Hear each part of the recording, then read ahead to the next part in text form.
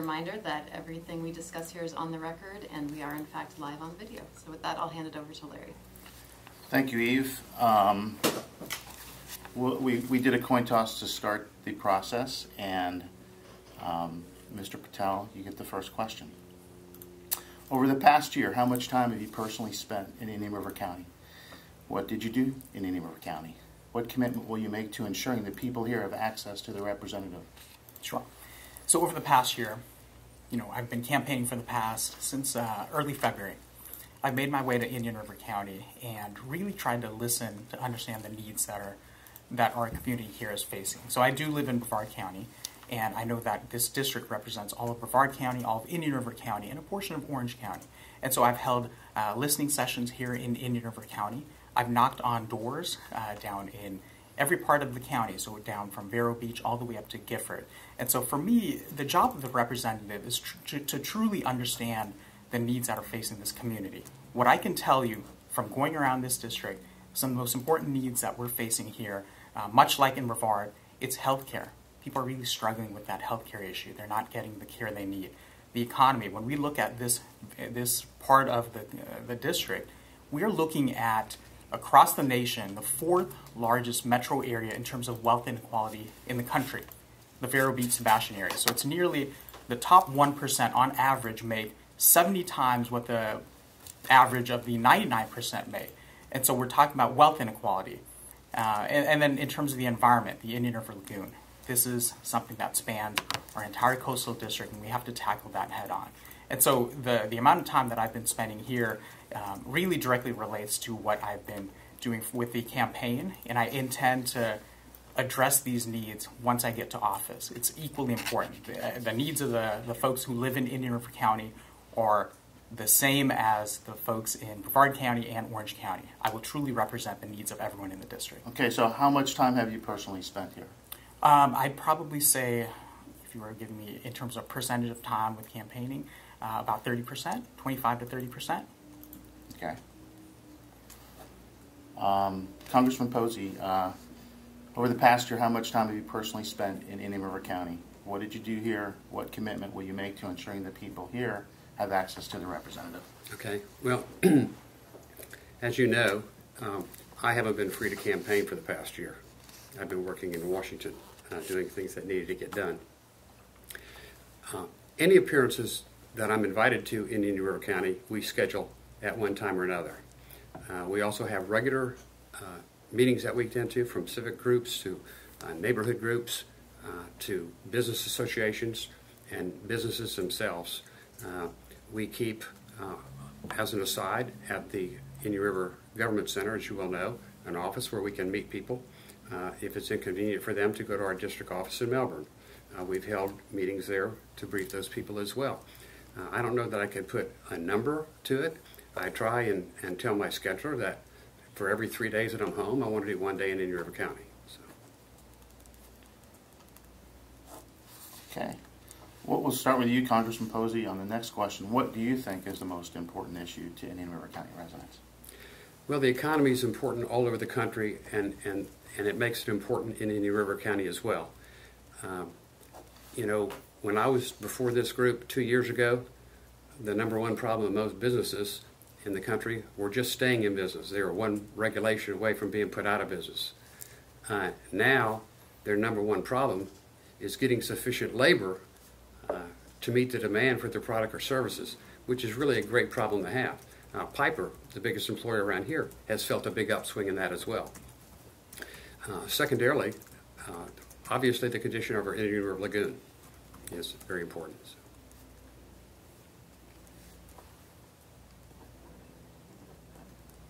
Okay. Mr. Patel. In Indian River County, through the listening sessions I've held and from just talking to folks on the ground here, the top issue that is facing our district is healthcare. We have nearly 100,000 people in our district do not have any kind of healthcare. It's 2.6 million Floridians. I can't tell you how many families I'm talking to are struggling with taking care of themselves or their loved ones. That comes at the top. Very close behind, I would say, are the next two. The Indian River Lagoon, obviously. We've been suffering from over decades of pollution there, We're looking at red tide making its way over here. It's something that we've really got to address. And the third thing is, when we talk about the economy, in Indian River County, nearly 40% of people struggle to afford basic needs, things like childcare, transportation, healthcare. And so this problem is something that we have to address. But that's the levels of priority that I'm seeing here in Indian River.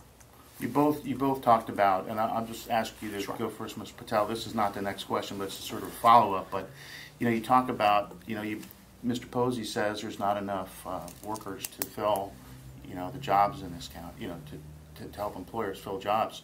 So how does that reconcile with the things you said about health care and wages and things like that?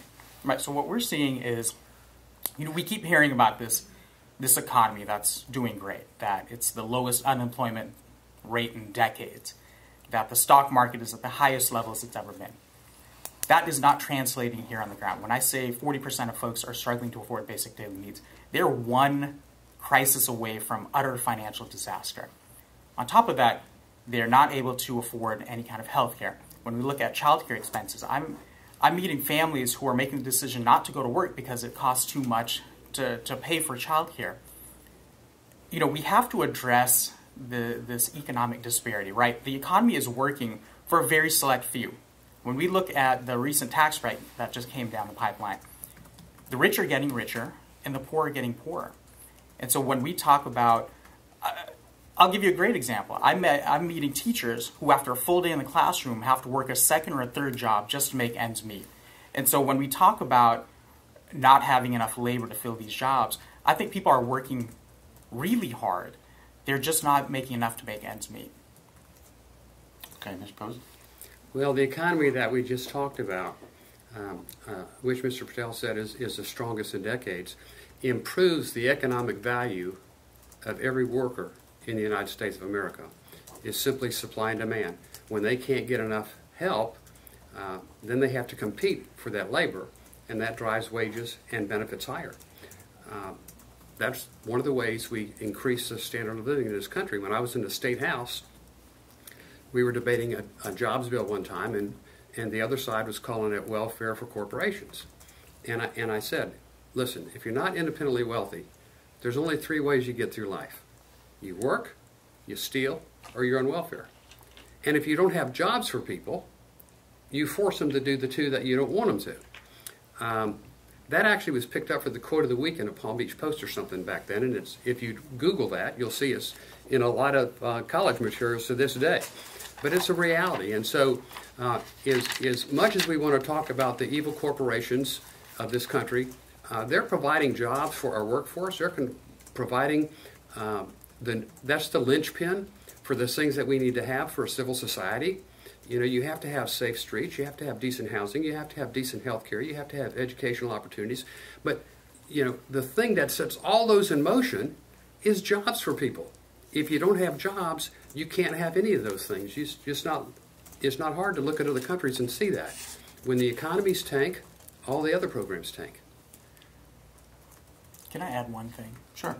So we've seen wages stagnate since the 1970s. At the same time, we've seen an exponential increase in the cost of living. Just look at, since the 1970s, the cost of healthcare, the cost of college. So these things have gone up astronomically while wages have not kept up with it. And so folks are working tremendously hard. They're just not making enough to keep up with the cost of living today. And so that's something that we have to acknowledge. Okay. Mr. Patel, you talked about the Indian River Lagoon being an important issue. What have you done and what will you do to prove your commitment? Sure.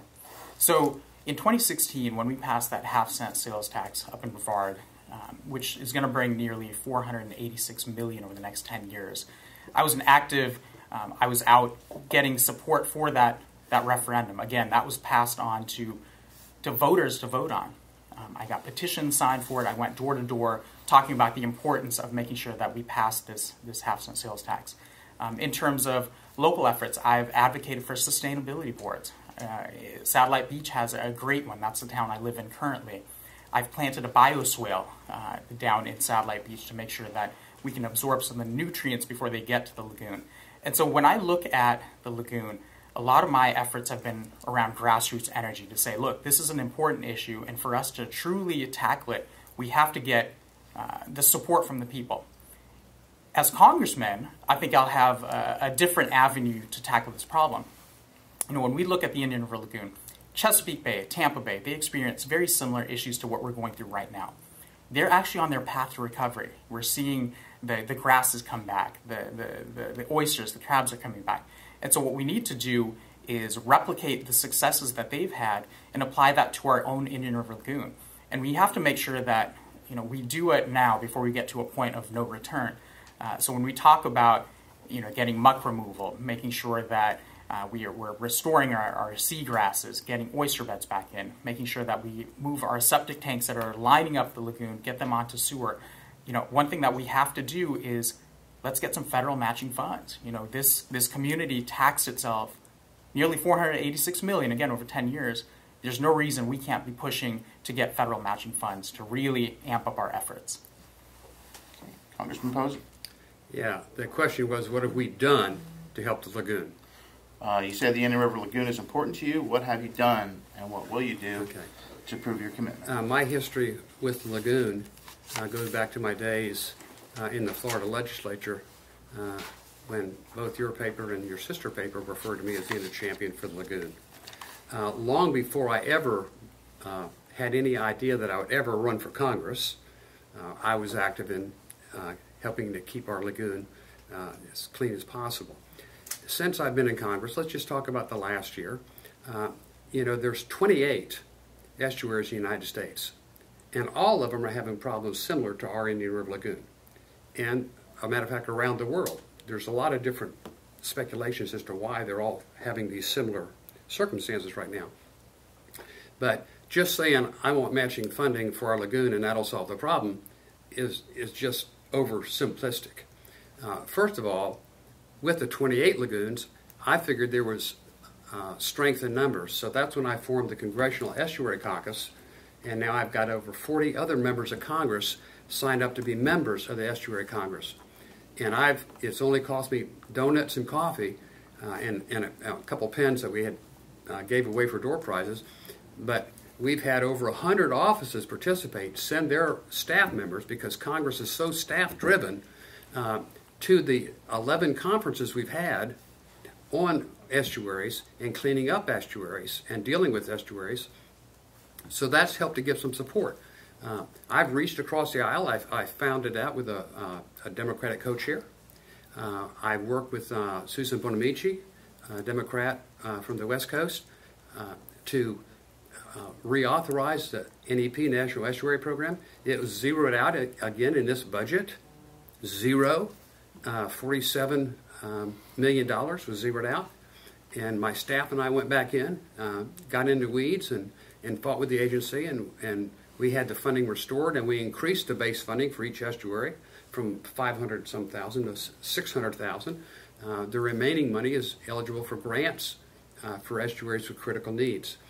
I've passed separate standalone legislation to do more algae bloom research.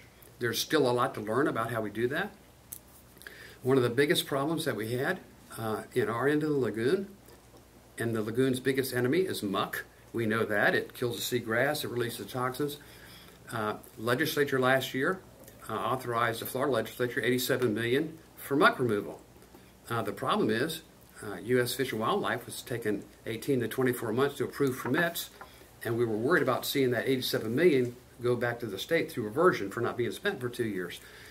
Incredibly as it may sound, I worked with the federal agency, and we reduced that permit. I got them to try it, permitting time to 2 weeks, so that we can use this money and be proactive in it. I've gone back. I've regularly participate physically in the cleanups, trying to set a good example. Planted mangroves before I was elected to Congress, right around the period. So my history with trying to help this lagoon predates my interest in running for Congress, but it's helped me, being in Congress, a member of Congress, help our lagoon move forward. Can I address that? Sure. So my opponent says he brought in $600,000 towards the lagoon. for our estuary. We tax ourselves, we're bringing in $486 million over 10 years. When he says he's a champion of the lagoon, this was not a problem that happened overnight.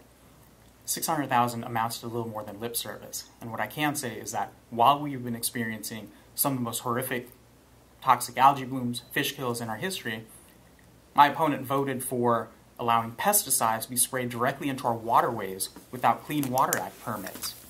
When we talk about, he mentions algae bloom research, algae research.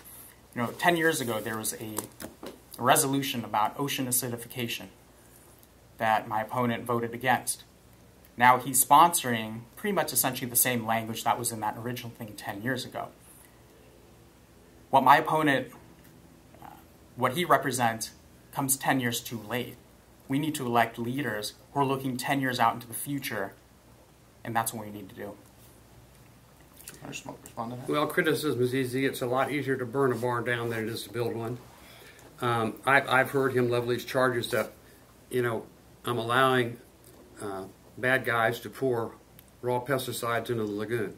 What happened was to waive a rule during the Zika virus scare. And the government wanted to use this one pesticide that would eliminate the Zika virus threat in our district. We talked to them about it. We talked to the officials with the health department. And they said, this is not a really killer pesticide, but it's on the list. But we're not going to use that much of it. And, if you want to take responsibility for outbreak of Zika virus here, the microencephalitis that they're having in South America, all over the place, children born with little heads, very little brain, disabled for a long natural lifetime, you can disallow the use of that chemical to kill the Zika virus. I chose what I thought would be the best thing that my constituents would be interested in, was protecting us from the Zika virus.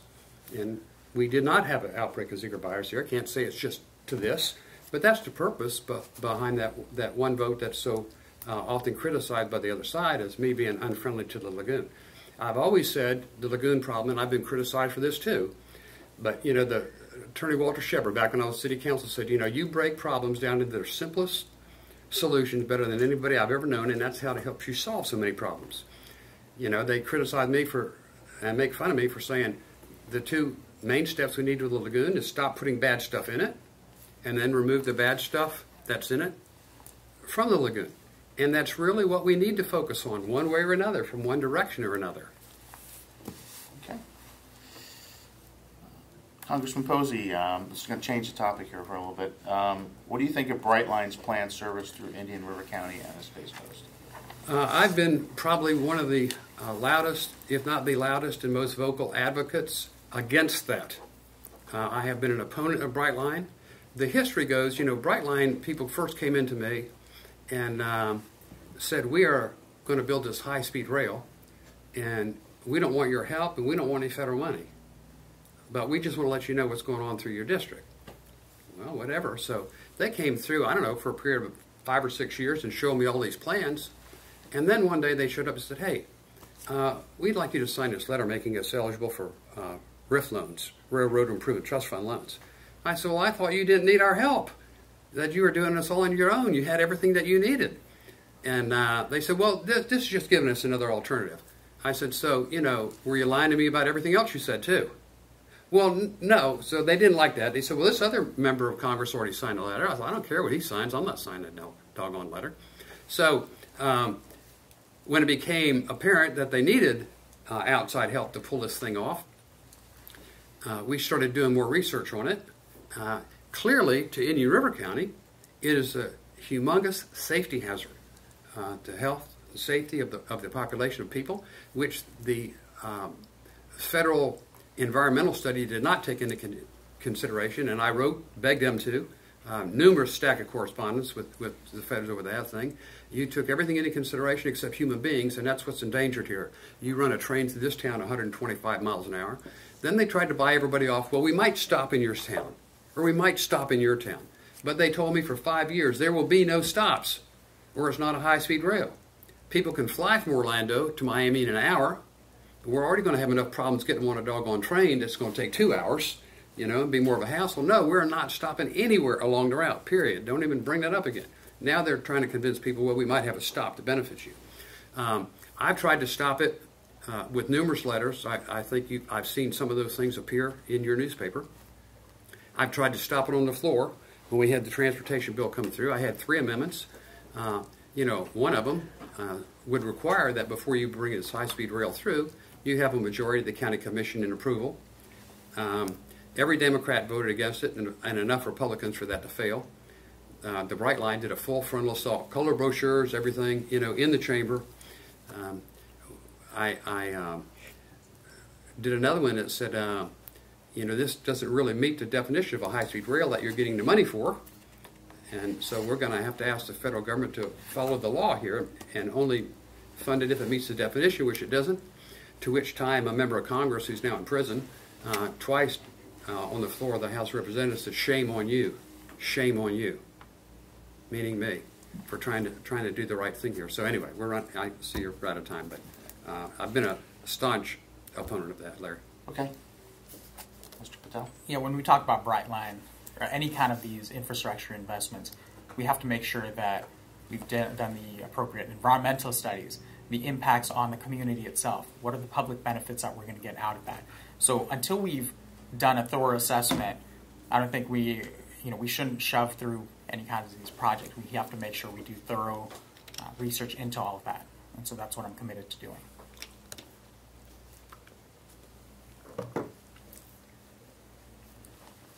Okay. Sanjay, in the past 2 years, what are 2 things that have helped the community that you're most proud of? I'll start with my work with the local Democratic Party. So right around the 2016 elections, I was elected as a delegate to the DNC.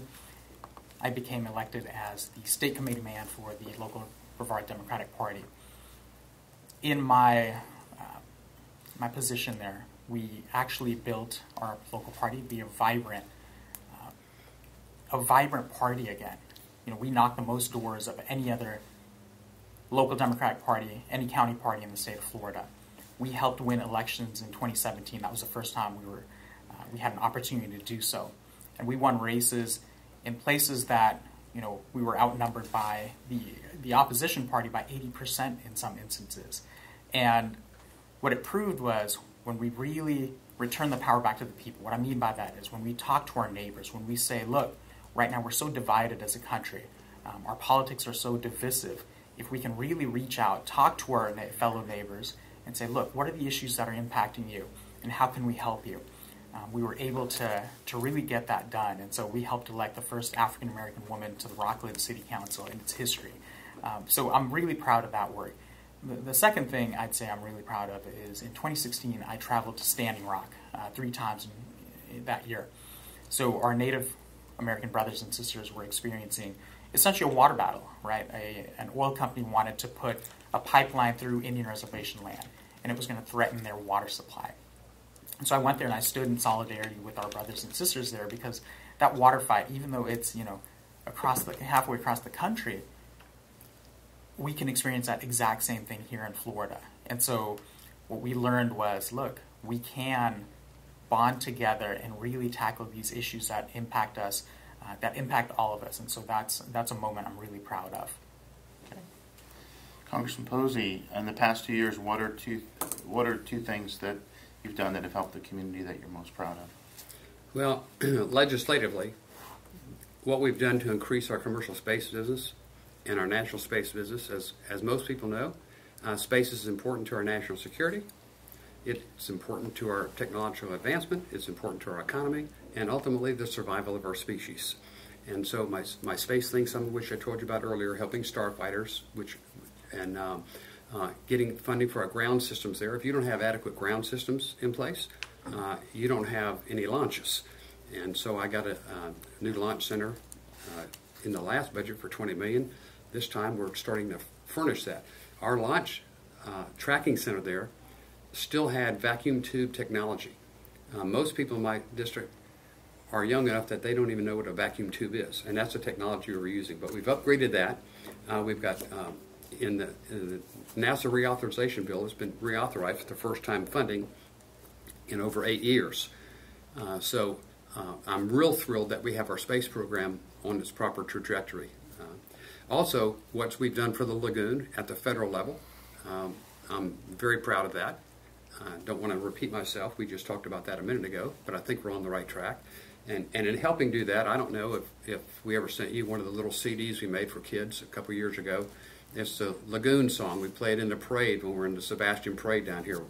We play it and we have kids sing it, but it's a really cute song to bring awareness to the lagoon. We had some lagoon, we love our lagoon license plate made that just kind of help promote awareness of the lagoon. But importantly, overarching to everyone, one of the times, and it's never on anybody's radar, but we talked about last time I was here, we had just accomplished one of my first of my 3 goals of going to Washington to make it more accountable and more transparent. And that was the 3-day rule that we have to have 3 days to look at a piece of legislation before we're asked to vote on it, unless there's unanimous consent to do otherwise. Since then, it's taken me 9 years to get the rule passed, fighting speaker after speaker to get it passed, but now it's in our rule book that they have to write legislation in comparative text so you can actually understand what the bill says. Speaker, majority leader, clerk, parliamentarian, everybody's fought me on this for 9 years. I finally got enough support from other members in the caucus and then on the floor to have it. In every state legislature that I know of, they write their legislation in comparative text. You pick up the bill, and what's new is underlined, and what's old is removed. They strike it with a hyphen. And people say, how could you read that 2,000-page bill in an hour? Well, it's real easy. I'm looking for the new language. I don't need to read the old language. You're not voting on the old language. You're only voting on what's underlined and hyphen. They hate that in Washington. In Washington, they give you a phone book, and they say, well, we've changed a couple numbers in here. We're going to tell you what they are, but you'll never be able to find them on your own, really. And that's true. I mean, I've poured 6 days over to read bills that I should have been able to read in 2 or 3 hours if they were in comparative text. That became a rule effective January 1 of this year. I passed it last year, but they said, well, we can't do it. We need time to do it. So finally it became effective January 1 of this year. They still haven't done it yet. I've had meeting after meeting with the parliamentarian, the House clerk, the majority leader, the rules chairman. They say, well, it's going to be a burden here. It's going to be a burden. I'm sticking to my guns. We've got to get that done. I'm really proud that I actually got it in the rule book. It'll be a big fight to keep it in the rule book. But, that's one of the reasons the Washington newspaper nicknamed me Mr. Accountability. Okay. All right, we'll start with you, Congressman Posey. If you've made one mistake the past 2 years, what would it have been? Oh, that's an easy one. I popped off and criticized one of my opponent's houses, and that was a mistake. I apologize for it. Okay. Mr. Patel, if you've made one mistake the past years, what would it be? I think when I look at the past couple of years, the one mistake that really sticks with me is that I didn't get involved politically until very recently, a couple of years ago. And when I think of what our district is going through, the fact that, not being engaged, not really understanding that, the folks that we elect to positions of leadership, whether it be at the city council all the way up to our congressperson, I always took that for granted. I thought that, I'd go to the ballot box, vote for president, congressperson, and didn't really understand how critical those other roles were to our democracy. And so when I think back, coming to the game of politics late in the game, that's something that I regret, because we've seen over the course of decades, especially within our district, people are really struggling. And so when I think of the fact that I could have done something different had I been engaged, and a lot of folks are now tuned in, thankfully, and I think we're going to see a lot more action. We're seeing a lot more younger folks coming into the fold to really make their voices heard. And so when I think back at that, that's probably the biggest regret I have. But I'm grateful, I learned and I'm here, and I want to make a difference. Okay. All right. Mr. Patel, how effective is our healthcare system? You talked a little bit about that before. Should government spend more on it, the same or less? And if it's more, how would you pay for it? Sure. Our healthcare system is failing too many Americans. So like I mentioned before, 2.6 million Floridians do not have any kind of health coverage. It's about 100,000 in our district alone. And when we think of the many thousands of people who do have any kind of health coverage, they don't actually go to the doctor because they can't afford the deductibles, the premiums, the co-pays. So first, I want to start with saying healthcare should be a human right in this country. We're going to be supporting a Medicare for All system. The way we pay for that, it's funny because when we look at the studies that suggest, there was a Koch brothers funded study that said it would cost $32 trillion over a 10-year period. We would actually save money by moving towards a Medicare for All system. The reason being, the United States pays more for its health care than any other country on the planet. So we're not able to negotiate drug prices because we have so many insurance companies in the mix. We're not able to negotiate prices for services. So when we talk about paying for it, we can actually save money by moving towards a Medicare for All system. We're not coming at this from a point of we have to come up with this money out of thin air. We're already spending more than any other country on the planet. It's a matter of what is the best way we should spend that money. And I believe that moving towards a Medicare for All system would give access to every American, make sure that they have health care. Congressman Posey, how effective is our healthcare system? Should government spend more on it, the same or less? And if more, how would you pay for it? Okay. Before Obamacare, we had the best health care in the world in the United States of America. Check the cancer survival rates in any category, and you'll find out that the highest survival rate in every category is in the United States of America. People talk about how great the Canadian healthcare is. They have nationalized healthcare. The reality is they have 4 MRIs per million people. No, 6. We have 24. Does that mean we're 4 times healthier than they are? Or they're 4 times healthier than we are, and so they need less? No, that's a matter of access. That's what happens when you get involved in government-run healthcare. There becomes a rationing involved. The only 3 problems we had, pretty much universally understood, with our healthcare delivery system, and I discussed these with Kathleen Sebelius, who was the Secretary of Health at the time, was adult children who are not eligible to be under their parents' insurance coverage. That's easily fixable. Insurance companies that drop you the first time you get sick, that's easily fixable. I got people sent to prison for not paying their claims in Florida, set a precedent for doing that. And finally, pre-existing conditions. And I talked to Kathleen Sebelius. I said, why don't we do 3 individual bills to fix these instead of throwing a baby out with the bathwater? She said, because we don't want to. So, there was a book written by U.S. Senator Tom Daschle. The title of it is Critical, and it says How We Solve Our Nation's Healthcare Crisis.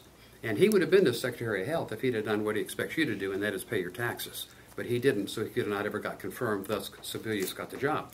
But in his book, which is a quick read, I read it in one flight up to Washington, it goes back and it talks about the history of solving this healthcare crisis, the way they try to do it, the way my opponent proposes to do it. And they say the problem with healthcare is that basically older people consume too much medical. And so we have to change that. And they said we had legislation to have nationalized healthcare underneath Jimmy Carter. But we made a critical mistake. I'm paraphrasing here. We let people see what was in it, and a special interest, i.e. everybody that found out they were going to be covered by this, objected to it, and we lost all our support. So we had support to pass this underneath Bill Clinton, Hillary Care, if you remember that. We made the same critical mistake. We let people see what was in it, and they decided they didn't want this. The IPAP board, the Independent Patient Advisory Board, 15 people, unelected, not accountable to anybody, decide who and how much coverage anybody's going to get. So we fast forward up to the Obamacare program, which is an attempt to nationalize this stuff, as they're talking about. And we remember Nancy Pelosi's infamous words. We have to pass this so you can find out what's in it. And that's the truth. That's what Daschle alludes to in his book. The only way we're going to ever make this thing pass is if people don't know what's in it, is what he alludes to. And so you remember the promises. Going to cost less. Keep your doctor if you want to. Keep your insurance company if you want to. There's not going to be any rationing. And we found out that wasn't the truth. It was all based on lies. None of those things were true. healthcare costs soared. That's why all the insurance companies support it, because they got guaranteed profits. Now it's time to start reeling them in and make it more competitive. There's a lot of ways to solve the healthcare crisis, and a lot of things that we can do. You know, we can allow companies, and I've supported legislation to do this, to right across state lines. So they don't need to have 12 lawyers and 24 lobbyists in every state to comply with the state insurance laws. They're allowed to write here, but if they commit fraud, like the guys did with TRG that I got sent to prison, then they're going to go to prison. So there, you know, there's a lot of answers, a lot of ways to do this, and the way you pass legislation like that too is you don't say it's my way or the highway. Here's the one plan, which was the Pelosi plan, which incidentally the Senate wouldn't even pass. I mean, it violated due process throughout that book. It talked about one time if you violated, if your newspaper didn't have the parking stripe guy on the Obamacare coverage list, the penalty to you could be $500,000 per violation of a rule that it said you did not know and should not have known existed, and there shall be no judicial administrative appeal. So they write a rule, you don't know about it, you violate it, you're guilty, $500 million bucks. That breaks most small businesses out of business. So. Okay. Can I add one point? Sure. My opponent mentions rationing healthcare. Your actions already rationed healthcare. There's 100,000 people in our district that don't have healthcare, 2.6 million Floridians. And the plan that we're proposing, a Medicare for All system, is not an expansion of the Affordable Care Act. In fact, it's the exact opposite. What we're trying to do is make sure that the insurance companies aren't dictating a for-profit-based medical system in this country. Healthcare should be a human right, and the plan that we're proposing, Medicare for All, would actually eliminate all the challenges that we have been facing with the Affordable Care Act. Well, if you think government is the answer to every problem, you know, a best example I could show you is healthcare. In most of the other countries where they do this, and they do ration it out, there's waiting rooms. The law in UK said you have to see a pregnant woman who enters a hospital within so many hours to give her treatment. Well, so now they don't admit pregnant women. They give birth in the waiting room because they can't meet that requirement. You have less and less people going into medicine, but the cost of nationalized health care that my opponent talks about, the lowest amount that I've seen estimated is $4 billion a year. Now, that's more than the total revenue of the federal government today. It's a little over 3.5 is what we get from everybody's individual tax, everybody's corporate tax, all the gasoline taxes, every other tax. That's not even $4 billion. And that's the lowest cost I have seen associated with the one provider. I think he meant to say $4 trillion, and yeah, the Libertarian, you said $4 billion. Oh, $4 trillion, I'm sorry. But a Koch brothers funded study by the Libertarian Mercatus Center found that it would actually cost $32 trillion over 10 years. And again, we spend more on our health care than any other country on the planet. We would actually save money by moving towards Medicare for All. Okay. Congressman Posey, can you please give an example of where you would or have crossed the line or crossed the aisle on a political issue in Washington? Yeah, I've co-sponsored legislation. I've got Republicans that are angry about this, but you look for middle ground. I've co-sponsored legislation with Sheila Jackson Lee, Debbie Wasserman Schultz when she was chairman and her job was to take me out of office, Maxine Waters, Gregory Meeks, Derek Kilmer, Susan Bonamici, and numerous others. I mean, you look for common ground. And environment is where I find a lot of common ground. Space is where I find a lot of common ground. And if you look, you can find common ground with these people. You've never seen a video of me on the House floor condemning the other party. You've never seen me on the floor like some of the others, you know, say, well, if you watch C-SPAN, all you hear is, you know, Republicans hate children, they hate puppies, they hate elderly people, they hate manatees, they hate everything, you know, and you've never heard me utter any words like that. And Can you cite one specific piece of legislation? Numerous space pieces of legislation, Economic Recovery Act with Maxine Waters, space legislation with Sheila Jackson Lee, Okay. financial services legislation with Gregory Meeks, environmental legislation with Susan Bonamici, Derek Kilmer, space legislation. So just, you want to know details of specific legislation? That's good. Okay. Mr. Patel, can you give an example of where you'd cross the aisle on a political issue in D.C.?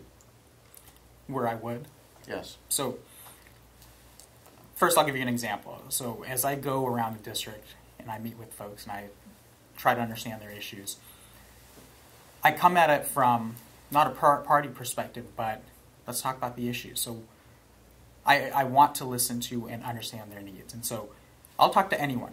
Ultimately, when I get elected to this position, I will represent a constituency that doesn't necessarily align with my party values. But when we talk about the issues, when I go meet a person and say, hey, what's going on with the Indian River Lagoon? How can we really address this?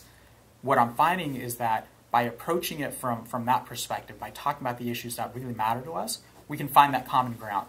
And those are the things that I'm going to bring to the table. I'm going to work across the aisle, because when we talk about issues that are impacting this district, it's about what are the best solutions, how can we get the best minds together to really tackle it and focus on the issues at a level that's at the core of the issue rather than the extreme. And that's the approach I will take. I will address, with my opponent, it's ironic that he mentions that, he works across party lines. He's a member of the very partisan right-wing Tea Party, the Freedom Caucus. He's disparaged, degraded my own supporters, who happen to be his own constituents. And so it's merely lip service. From the actions, from his voting record, all the way to how he presents himself in this district, it's clear who he's beholden to.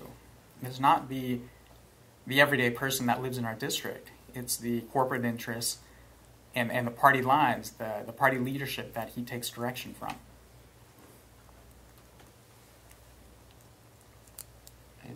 Yeah, that's the kind of stuff you hear in the campaign trail. That really says a lot about being bipartisan.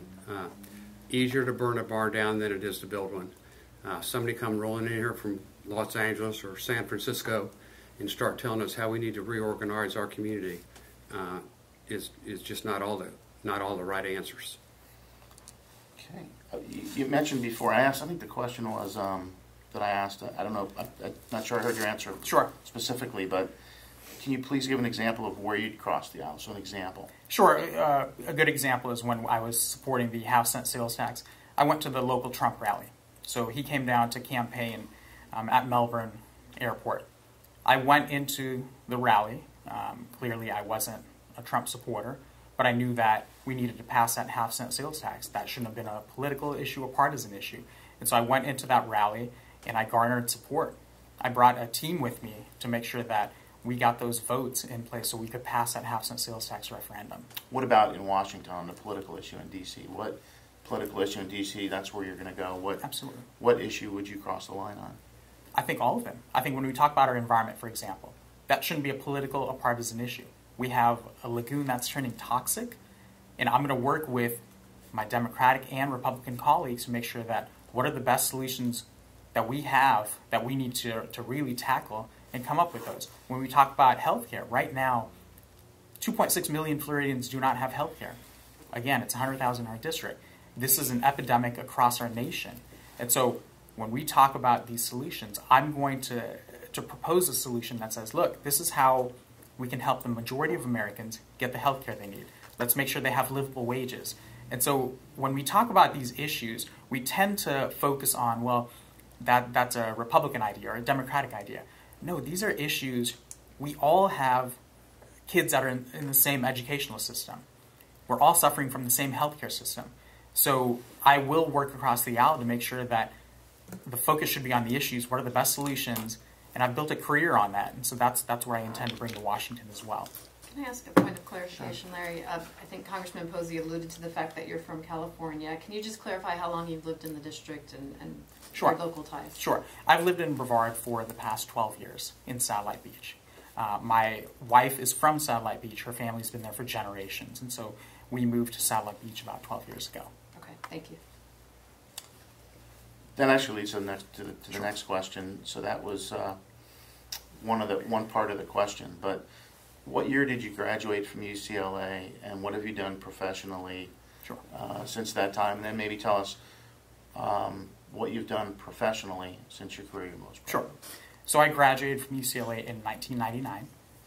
After I graduated with a degree in economics, I built a career in technology and strategy project management. So essentially, I worked for companies like Genentech, the Social Services Agency of Santa Clara, and my role was I would come in, manage projects, and corporations would hire me to come in to say, okay, analyze what issue we're facing, whether it be a technology issue, a people, a process issue.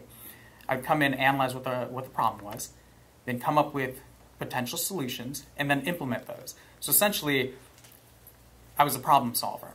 And so when I think of that skill set, and eventually I started my own small project management consulting firm to do that work for larger clients. I eventually worked for the Bill and Melinda Gates Foundation, continued that work for Genentech as well. When I think of that skill set, I can't think of a better place to bring this problem-solving mindset than Congress right now. And so the past couple of years, I got involved in community organizing efforts. So I worked on different campaigns and causes, and so that's where I've morphed my career into.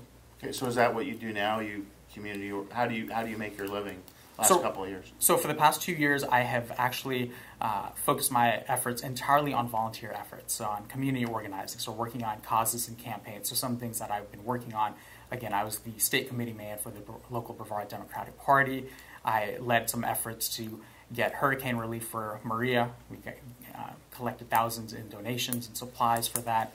I went to Standing Rock in 2016, 3 different times on those occasions. And so I've really been involved in the community to really give back and focus my efforts on service. So what's your source of income the last couple of Right now it's on savings and retirement. Okay. All right. Congressman Posey, I have just sort of a similar question, but what are you most proud of in your 5 terms in office? Kind of the things we just talked about, and lengthy list of accomplishments, but moving forward, consistently moving forward, and I think, as it was summed up by your sister newspaper last year, I do a good job of representing what's on the minds of my constituents.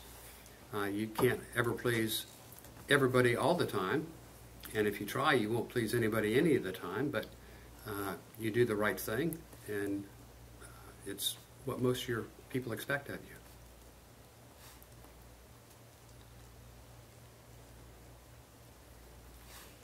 I didn't get to think about how long I lived here. Okay. How long have you lived here? You know, I've lived here since 1956. Okay. And this is where I grew up. This is where I went to school. This is where I met my wife, where I was married, where we chose to raise our family, where I started my business. It's been good for us. I've been deeply involved in my community. I'm a past president of Kiwanis Club, inducted into their Legion of Honor. I've been on high school advisory committees, academic and vocational, long before my kids got there and long after they left.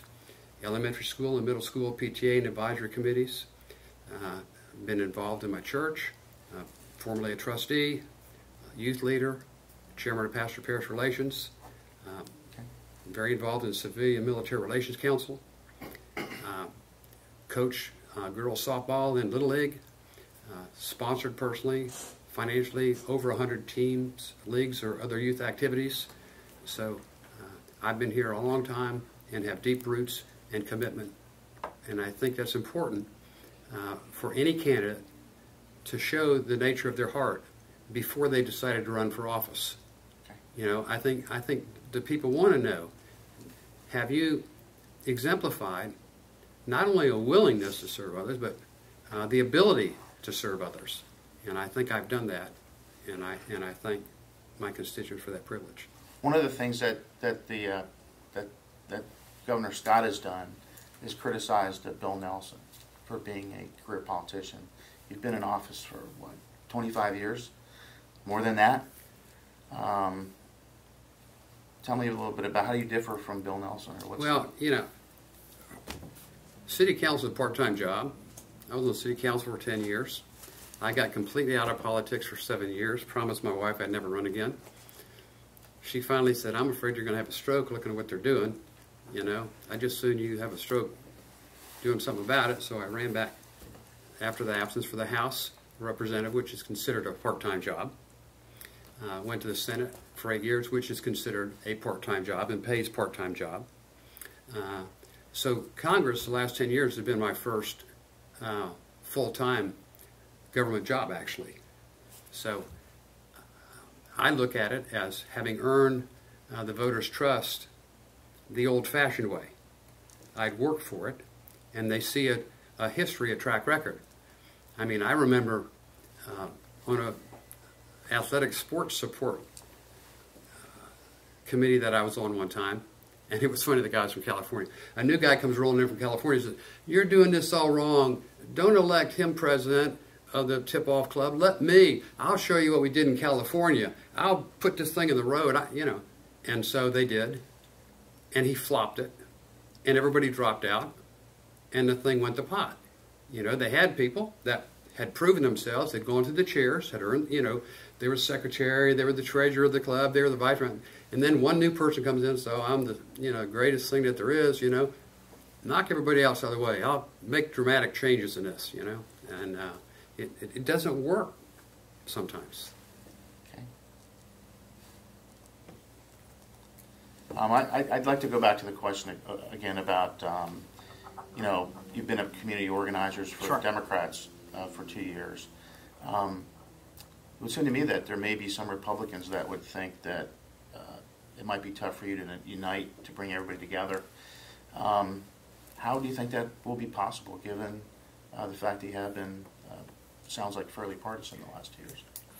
So with my work with the party, what I've been able to do is really push for a number of issues that are really important to this district. So as I've made my way around, again, healthcare is a huge issue. People are not making enough to make ends meet. Our environment, the lagoon. These are areas where we can come up with common ground. I've never used my party to say, look, you're from this other party, we can't work on these issues together. That's not my approach. It's never been that way. When I have public listening events, town halls, everyone is invited to these because I want to hear from everyone in the district. That's the type of mentality we need to have in our representative. And I want to touch on something that my opponent mentioned. And when we talk about, you know, the fact that he's been in Congress for 10 years to represent this district, and he did grow up in this community. That is, I can tell you, over the past 10 years, the folks that I'm talking to, their lives have not improved. They're struggling. They're struggling with our healthcare system. They're struggling with the economy. The environment. Look at our lagoon. Over the past 10 years, it's turning toxic. Education. It's harder and harder for our kids to get an education. I can't tell you how many kids I meet once they're reaching graduation at high school are making the decision not to go pursue a college degree because they can't see how they're going to afford it or get a job to pay for it. So having roots for a lifetime doesn't necessarily mean that you're well equipped to understand the needs. And I can say that the folks that I've been talking to have told me that it's been over 9 years since they've been able to have a public in-person town hall with their congressman. I think the elected representative should be accessible, should be willing to listen to and talk to the folks that they intend to represent up in Washington. And so I'm committed to making sure I'm going to continue to be open and accessible. I will listen to the needs of the constituents here. I'm not taking corporate PAC money in my campaign. That's something that resonates across party lines. For too long, people have felt that money in politics has really corrupted our politics of today. So while my opponent's taken $2.5 million in corporate PAC money, I refuse to take any of it because at the end of the day, we should be representing the people. And you can't do that if you're beholden to any kind of special interests. And so that's what I bring to the table. I will be able to work across the aisle, regardless of your party, because I believe that before party, we're all American. And let's tackle those issues together. Okay, Larry. So much of this working across the aisle when you say anybody that's in the Freedom Caucus is in the fringe. He apparently has never read the purpose of the Freedom Caucus, and it's to be the voice that the American people feel they're missing in Washington. And part of our role is to try and stop the generational theft that's going on of our next generation. I've heard these complaints about me having live town hall meetings regularly from his people that are all over my social media with criticism and foul language all the time. And the fact is, in 08 and 09, I started having town hall meetings, and each town hall meeting got bigger and bigger and bigger. The last town hall meeting we had, the biggest venue that we had in Brevard County to have this thing indoors was the Maxwell King Center. With overflow, it accommodated 2,900 people. Florida Today covered the event. They had on the cover pictures of people around the building with umbrellas. It was a stormy, thunderstormy day. People came with umbrellas, lined around the building to get in. We still turned away over 1,000 people. I got 13 standing ovations, and so it's not like I'm afraid of a crowd, by the way. But you have to have these events indoors for security purposes, obviously, and it's become so toxic now. But anyway, so we said, well, where are we going to hold a place? We got people here that 1,000 people got turned away. They're not happy with me that they got turned away. What do we do? And so staff said, look, they've come up with this new thing, this teletown hall. Instead of 3,000 people, you can have 10,000 people or 15,000 people. And you can have a couple of them a month. You don't need security. You don't need rent. You don't need lights. You don't need volunteers. It just takes you getting on a computer, and we dial them up by regions, by zip code. And I thought, hey, that sounds like a really good idea. So we've had, I can't imagine how many of these things, but we've had, numerous ones and talked to thousands and thousands of people. And instead of the live town halls where we put things in the fish tank and have my wife draw them out, and we do 12 questions. We can get 30 on these things. I'll do them for a couple hours, and boom, boom, boom, boom, boom. We move right through them. And all compliments, all roses, no objection whatsoever to this until Trump got elected president. Then suddenly the community organizer and his supporters think this is a terrible idea. We know the Resist movement has online a book that says, go to the Republican town hall meetings and disrupt them. Take their microphone away. Do not give the microphone back. Yada, yada, yada, yada. I mean, it's online. It's not a secret for anybody. You can see this stuff. You can see where it's going. So, number one, we never had a problem with the teletown, and we still have a lot of people that love them. A lot of the older people don't drive at night. They, can't get off in the daytime of your work. There's always some criticism about not having some style, one way or another, but that's that. I have sent checks back from PACs. I don't know how many PACs have sent him checks that he sent them back. I know he kept the union money, which is similar to any other business PAC. Okay. I have to address that. So the teletown halls, I can't tell you how many folks have expressed to me the fact that the teletown halls, they're announced sometimes as they're going on. People don't know when they're happening. People get disconnected. There's a lack of transparency there, right? So if you have a question on the town hall, I can't tell you how many folks have told me that they just get cut off. The call just gets dropped.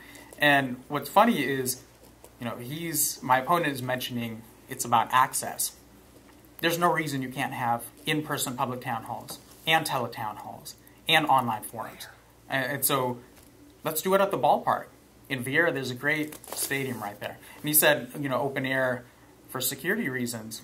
I can tell you how many Trump had his rally at the Melbourne airport. I can tell you there were probably tens of thousands there. The venue is there. It's just a matter of having the will and the courage to really stand up and say, look, I'm here for you. And I think that's what the people want. Right now there's such a disconnect. And I'll address the union right. I did get a union check from the International Brotherhood of Electrical Workers, and I got one from SEIU. So those are two unions. And for me, those are not corporate PAC money. It's not corporate PAC money. The reason I took that money from the unions is right now, unions are fighting for workers' rights. Right now, people are not making enough to make ends meet. The values align with, we've seen such a disparity in policies that have been going towards the wealthiest businesses and billionaires on the planet. What the unions are fighting for are a strong middle class in this country to thrive again, and I'm in support of that. And so I did take that money. Okay. I do have a question. I want to follow up on something Congressman Posey said. Part of your philosophy on the lagoon is to stop putting bad stuff in it. That's half of it, you said. So I'd just like you to assess how well we're doing on that in Florida. I think there's a case to be made that we're falling short, and whether that's a state role or if the EPA should have a role in that. If so, what should that be? Good question. We've made tremendous progress.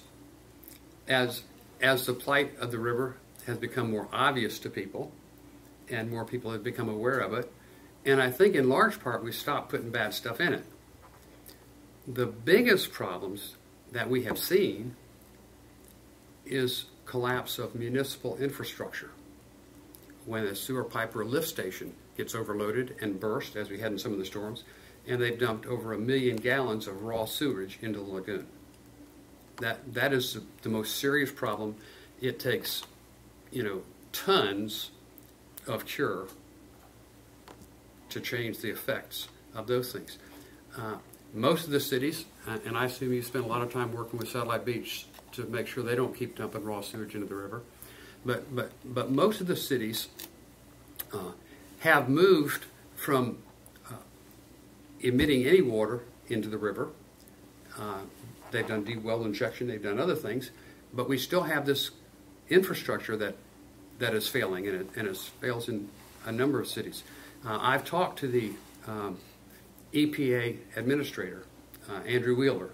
It's one of the things that I've talked to him about. And we're anticipating the program that by mid-June there will be a $5 billion fund that will be specifically set aside for municipal infrastructure improvements. And the plan is for it to be a 30% cost of upgrading failing infrastructure. Basically seed money with that 30% in cash. Just about any municipality should be able to finance the other 70% to replace their infrastructure so we don't get the raw sewage flowing into the lagoon.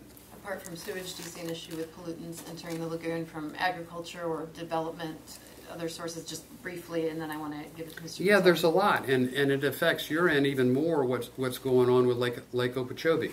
And I've discussed that numerous times at the Corps, and when Kurt Clausen first got there, I was one of the few people that got on board with Kurt. Everybody said, well, it's not your coast, and the Hoover Dike is not your problem, but it really is. It's everybody's problem. And I've been co-sponsored legislation to fix that. I've been with the Corps engineers many times, and they think without being able to repair the entire 142-mile dike, which is dangerous, and it's have to keep the level low. That's why they let that terrible outflow into our lagoon, is because they couldn't raise the level inside the dike in Lake Okeechobee any higher without fear of it bursting and drowning people that live around there. And so we've worked with the Corps, and I believe pretty soon we're going to have another reservoir that will be a whole lot less expensive. They feel surely that that's on track as well, to retain more water and clean it before it gets released. Stop you there. Thank you. Mr. Patel, are we doing enough to stop putting bad stuff in the lagoon and other waters? We are not.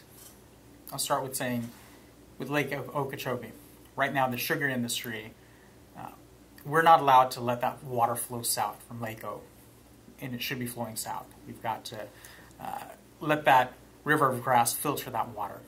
Right now we're sending discharges both east and west, so the agricultural practices have a lot to do with it. My opponent did take $50,000 in big sugar money, and so when we talk about, Florida actually passed an amendment to say, let's buy the land south of Lake Okeechobee. Due to our governor, we weren't able to do that.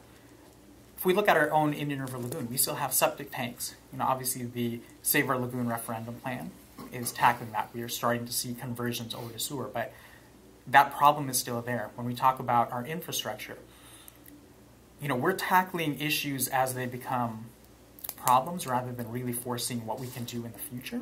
And so when we talk about our failing stormwater, wastewater systems, that unfortunately when we do have these larger hurricanes or storm events come through, they put such a burden on our infrastructure that unfortunately sometimes they do have to let these discharges into the lagoon rather than let that seep up into people's homes. That's a decision that the municipalities have had to make, unfortunately. What I want to see is, let's tackle the issue long term. Why are we tackling issues that become problems, whereas we should be rebuilding our country's infrastructure on entirely renewable and sustainable energy, like many other countries are already doing. Let's support a Green New Deal in this country. Not only would it create millions in jobs, but we can move towards a system where we're protecting the planet and rebuilding all of that infrastructure that needs to be rebuilt. We call ourselves the Sunshine State. There's no reason that we can't be #1 in solar energy production. And so when we talk about the bad stuff that's coming into our lagoon or even to Lake O, there's a multitude of factors that contributes to it. I don't think we're doing enough, and I think we need to look long term. How do we move away from those practices? Thank you both. Sure. I have a question regarding climate change. You might have read over the weekend there was a story about a UN panel that has warned that the Earth's temperature is expected to rise 2.7 degrees in the next decades. It says that it would require a 40 to 50% reduction in carbon emissions by 2030. I'm sure you are both well versed on the facts and about this issue. Can you explain what do you think Congress should do, and if Congress should do anything to address climate change? I don't know who goes first, though. I think we started with Congressman Posey last perfect. time. Yeah. I think it's unfortunate that the U.S. withdrew from the Paris Accord, the agreement there. NASA itself has said one of the greatest threats to not only our nation, but the world is climate change. We have to believe in the science. The scientists are telling us that climate change is real, that it's human caused, and we really have to make sure that what is emitting, what is making the planet warmer, when we're talking about these carbon emissions, that's where we have to take a long-term approach. And unfortunately, we have to make that time frame even quicker because we are facing a point of no return. We have to support a new Green Deal where we move off of our reliance on fossil fuels. Right now, when we think about the emissions that go up into the atmosphere, where these fossil fuel-based energies, these companies are continuing to destroy our planet, we have to move quickly away from them. Other countries are already doing this. It's a matter of having the courage and the will to do it. And when we talk about the science of it, we have to acknowledge that we believe the scientists, what they're telling us. My opponent, unfortunately, has been a vocal climate change skeptic. It's been clear on some of the meetings he's had on the Hill. We believe that climate change is real. It's being caused by humans, and we have to tackle it, and we have to tackle it quickly, and I think we can. Well, I appreciate you saying a skeptic because you've been calling me a denier before, and skeptic is a lot closer to being accurate. I question everything. That's what science is. They say I'm anti-science if I ask a question about climate change. Suddenly he's anti-science.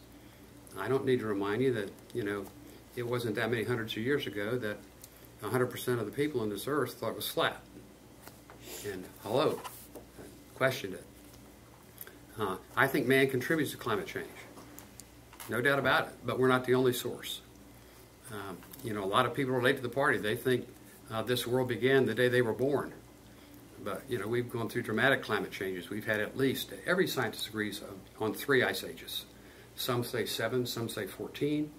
And you have a warming period between each ice age. And so there's some degree of that that's going to happen whether or not we're here.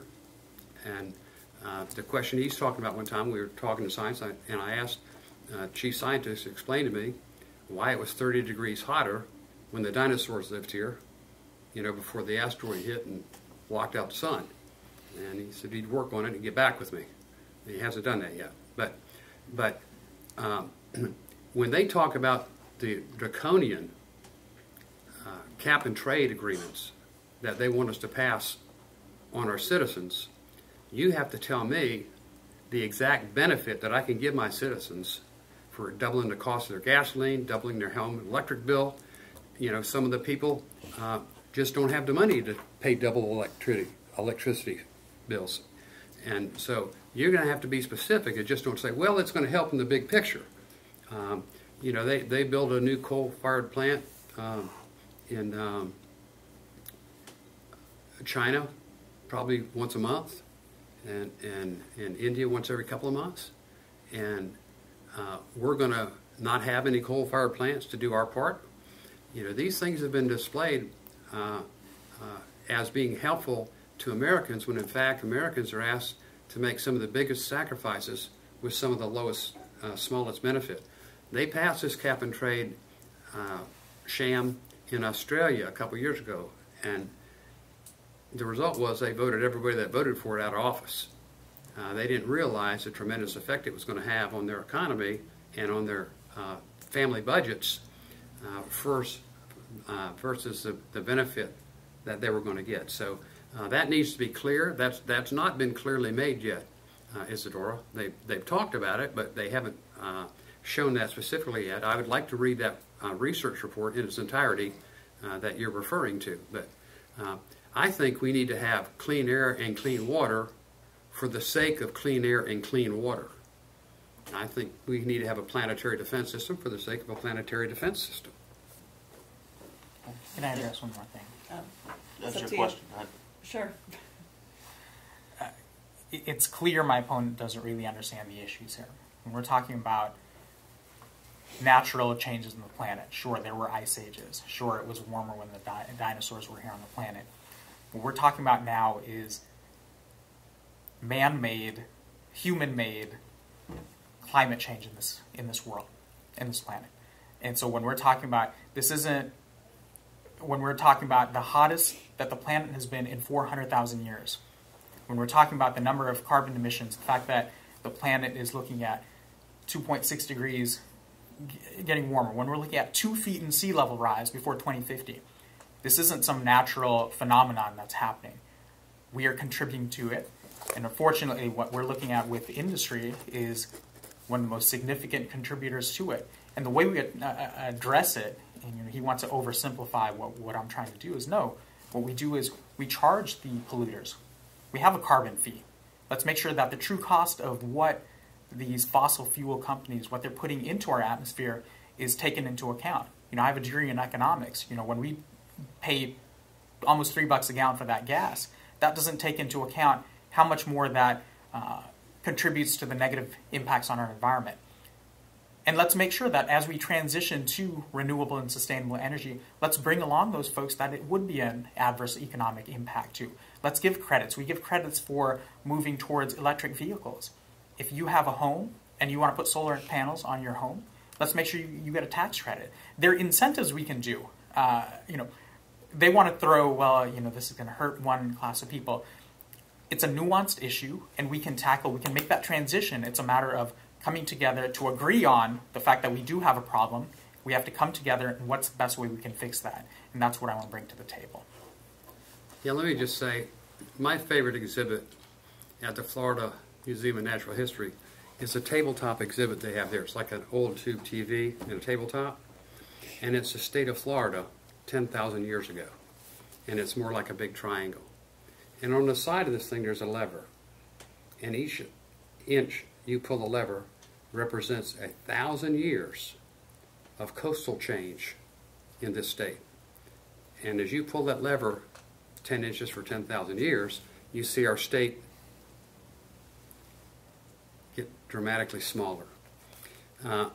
When you look at a map and it shows that continental shelf off the coast, that used to be land. The town I live in is called Rockledge. Have you seen Coquina Rock? You know what Coquina Rock looks like? You see the slabs of it, it has holes in it. I ask people, where do you think those holes came from? And they give me all kinds of answers, but the reality is that slab of Coquina Rock you're looking at used to be flat land. And there were trees growing out of it. And as the erosion came and undermined it and dropped this slab into the water, the wood deteriorates at a much higher rate than the shell does, and that's how you get the holes in the coquina rock. What I'd like to know, is more than esoteric platitudes about how proposed corrections or adaptations or the fight to stop climate change that's man-made is exactly what percentages of that is caused by man and is not natural, then the exact cost to my constituents for the programs you propose, and then the exact benefit, the cost benefit to it. If it's going to cost every constituent, $10,000, obviously that's a non-starter. You can't tie the hands in the productivity of our country when the damage is being done to a much greater extent than other countries who are not doing anything to mitigate the loss. I don't think we help ourselves, though, by removing ourselves from Paris agreements where the rest of the world has come together to say, hey, we're going to work on this issue together, but the U.S., we don't want to join that. And so we do have to address this together. And I think that, to say, this country isn't doing it at the same level that we need to, so we shouldn't do it at all, that's the exact wrong mentality we need to have right now. We have to do whatever we can, and we have to bring other countries on board at the same time to really look at this from a holistic perspective. And that's what we have to do.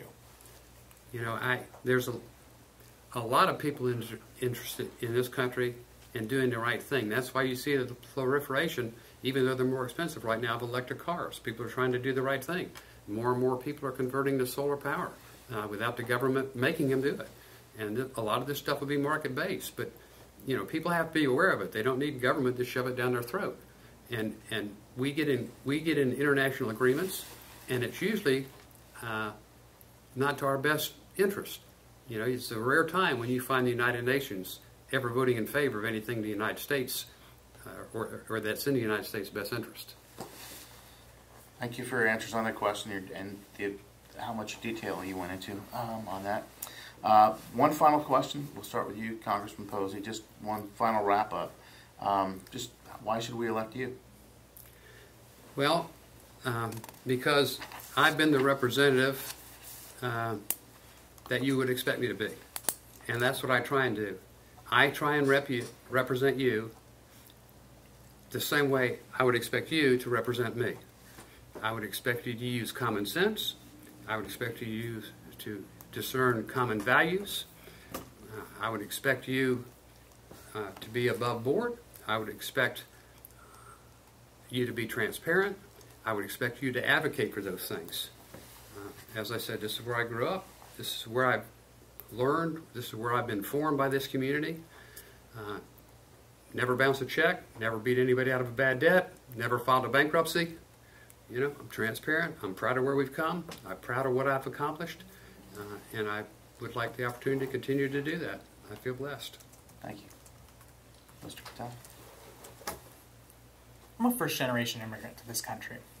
And when I think of the opportunity that I was provided to be able to go to college, my dad has a high school diploma. My mom wasn't allowed to get hers. I was able to make a life for myself. Me and my siblings all got to go to college and build successful careers. So when I think of the story of the American dream that a lot of us come here for, I'm fortunate to have been able to achieve that. And when I see what's happening in our district, where people are really struggling to make any kinds of ends meet, they're struggling with healthcare, the economy, with education. We're looking at the lagoon turn toxic. We've had, for the past 10 years, a congressperson who all of these things have been declining for folks in our district. On top of that, the people who are in power, who are supposedly there to fight for it, to represent them, aren't listening to them. They're not available. They're listening to their corporate donors. And so for me, it's really important that our district deserves real representation in Congress. I will always make myself available. I will listen to and fight for the needs of this district. That's something that I'm proud to say. And we need someone who is in touch with what's happening here on the ground. It's become very clear that my opponent over the past 10 years doesn't really represent that. He's out of touch with the needs of our district. I know what it's like to go through financial difficulty. I know what people are going through when they have to make decisions about, do I pay the rent this month or do I get to pay for my kids, my kids' lessons? What I will bring to Congress is transparency, openness, and a willingness, a commitment to work hard. When I think of that American dream, I want to make sure that that's restored for every single person in our district, in our country. And so that's why I think you should vote for me on November 6th. Thank you. Appreciate your coming in, both of you.